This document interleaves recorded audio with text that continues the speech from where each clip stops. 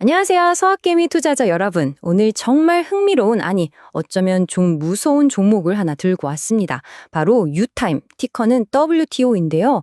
이 회사는 지금 그야말로 벼랑 끝, 존폐의 기로에 서 있습니다.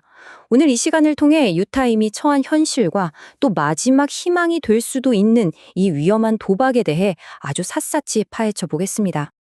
자, 바로 본론으로 들어가죠. 화면에 보이는 이 숫자, 마이너스 99%. 이게 바로 유타임의 지난 1년간 주가 수익률입니다. 이게 말이 되나요? 1억 원을 투자했다면 딱 100만 원만 남았다는 뜻입니다. 거의 완벽한 자본 소멸에 가까운 이 충격적인 숫자가 바로 우리가 오늘 유타임이라는 회사를 깊게 들여다봐야 하는 이유입니다. 대체 이 회사에 무슨 일이 있었던 걸까요? 우선 이 회사가 뭐 하는 회사인지 그 근본부터 한번 파고 들어가 봐야겠죠. 이 끔찍한 위기가 닥치기 전에 유타임은 과연 어떤 사업을 하던 곳이었을까요? 유타임이라는 회사는요, 2008년에 중국 선전에서 시작됐습니다. 우리가 흔히 말하는 OEM, ODM, 그러니까 쉽게 말해서 다른 브랜드의 제품을 대신 설계하고 대신 만들어주는 회사라고 보시면 돼요. 주력 제품은 뭐냐? 저가형 스마트폰이나 태블릿 같은 우리 주변에서 흔히 볼 수 있는 전자제품들이었습니다. 특히 신흥시장의 저소득층을 타겟으로 한 소위 가성비 제품을 만드는데 집중해온 회사죠. 자, 그럼 돈은 어떻게 버느냐? 비즈니스 모델을 좀 더 뜯어보면요. 매출의 절반은 스마트폰, 나머지 절반 정도는 태블릿과 노트북에서 나옵니다. 타겟 시장은 미국이나 남미, 동남아시아처럼 아직 주머니 사정이 넉넉치 않은 소비자들이 많은 곳이었고요. 전형적인 박리담에 싸게 많이 팔아서 이윤을 남기는 전략을 썼던 거죠. 2021년 4월에는 주당 4달러의 나스닥 상장이라는 꽤 큰 꿈을 이루기도 했습니다.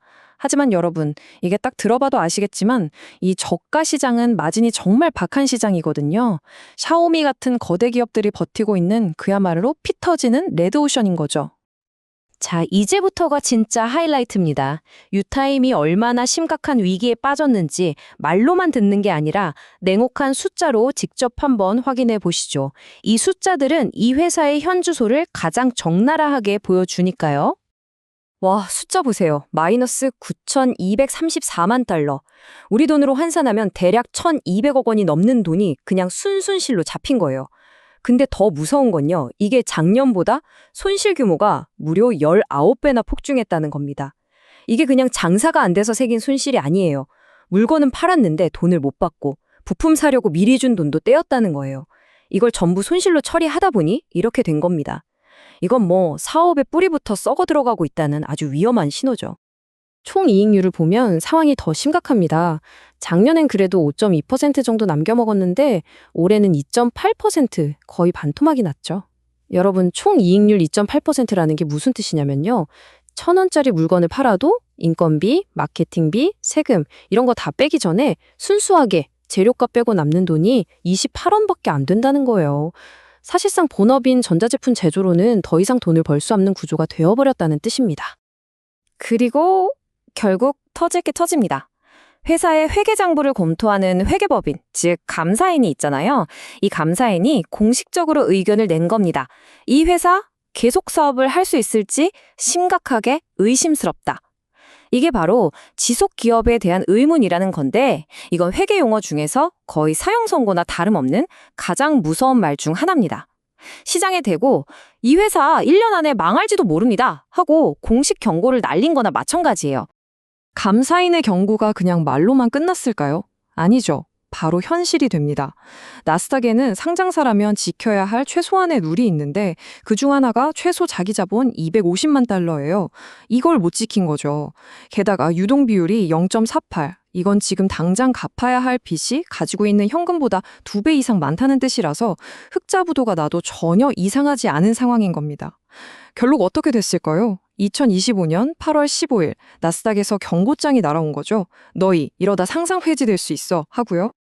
물론 회사도 손 놓고 있진 않았어요. 주가가 바닥을 치니까 어떻게든 가격을 끌어올려 보려고 주식 병합, 우리가 흔히 역분할이라고 하는 걸 2번이나 합니다. 25주를 한 주로 또 10주를 한 주로 억지로 주당 가격을 높여보려는 정말 눈물겨운 시도였죠. 하지만 어땠을까요? 밑빠진 독에 물 붓기였습니다. 근본적인 문제가 해결이 안 되니 주가는 다시 줄줄 흘러내렸고 이 필사적인 시도들은 전부 실패로 끝나고 맙니다. 자, 이제 본업은 완전히 망가졌고 상장 폐지는 코앞에 닥쳤습니다. 이 절체절명의 위기 속에서 유타임은 정말 누구도 상상하지 못했던 카드를 꺼내듭니다. 기존 사업과는 정말 아무런 관련이 없는 완전히 새로운 산업으로의 진출을 선언한 거죠. 그게 뭐냐? 바로 바이오입니다. 네, 맞아요. 저가형 스마트폰 만들던 회사가 갑자기 우리 엠폭스, 그러니까 원숭이 두창 백신 개발할 겁니다 하고 선언한 거예요. 관련 연구소를 인수하는 계약까지 발표하면서요. 이건 뭐 거의 마지막 남은 전 재산을 걸고 벌이는 그야말로 인생 최대의 도박이나 마찬가지죠. 이 결정이 얼마나 극단적인 선택인지 한번 보세요. 왼쪽은 기존 사업, 오른쪽이 새로 하겠다는 바이오 사업입니다. 낮은 마진과 치열한 경쟁에 시달리던 전자제품 사업을 버리고 성공하면 대박이지만 실패하면 모든 것을 잃는 고위험, 고수익의 바이오 분야로 점프한 거예요. 근데 문제는 뭐죠? 기존 사업 기반은 다 무너졌는데 새로운 사업은 경험도 없고 당장 돈이 들어오는 것도 아니고 오히려 돈만 계속 쏟아부어야 하는 사업이라는 거죠. 자, 그럼 이 바이오 베팅 성공 가능성이 얼마나 될까요? 장밋빛 발표 뒤에는 아주 차가운 현실이 기다리고 있습니다. 첫째, 당연히 아직 의료 부문 매출은 0원입니다. 둘째, 신약 개발이라는 게 FDA 승인까지 얼마나 험난한 길인지 다들 아시잖아요. 불확실성이 너무 큽니다. 셋째, 안 그래도 돈 없는 회사인데 이 막대한 연구개발비는 어디서 나올까요? 재무부담은 더 커질 수 있습니다. 그리고 마지막으로 가장 중요한 거죠. 이 시장에는 이미 화이자, 모더나 같은 거대한 공룡들이 떡하니 버티고 있다는 겁니다. 자, 지금까지 유타임의 처참한 현실과 마지막 도박에 대해 알아봤습니다. 그럼 이제 가장 중요한 질문이 남았죠. 그래서 이 주식을 사야 하나 말아야 하나? 우리 투자자 관점에서 기회와 위협을 한번 냉정하게 정리해 보겠습니다. 유타임의 강점, 약점, 기회, 위협 요인입니다. 강점부터 볼까요? 굳이 꼽자면 신흥시장에서 그래도 사업을 해본 경험이 있다는 거? 그리고 주가가 워낙 박살나서 매출액 대비 시가총액 비율, 즉 PS가 0.1배밖에 안 된다는 점. 뭐 이 정도겠네요. 하지만 약점은 그냥 치명적입니다. 재무위기, 막대한 손실, 당장 내일 상장 폐지돼도 이상하지 않을 리스크. 자, 기회는 뭘까요?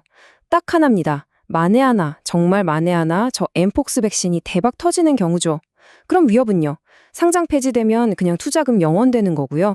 기존 사업 경쟁은 더 심해질 거고 중국 기업이라서 생기는 여러 규제 리스크도 무시할 수 없습니다. 그렇다면 이 주식 대체 어떤 분들이 사야 할까요?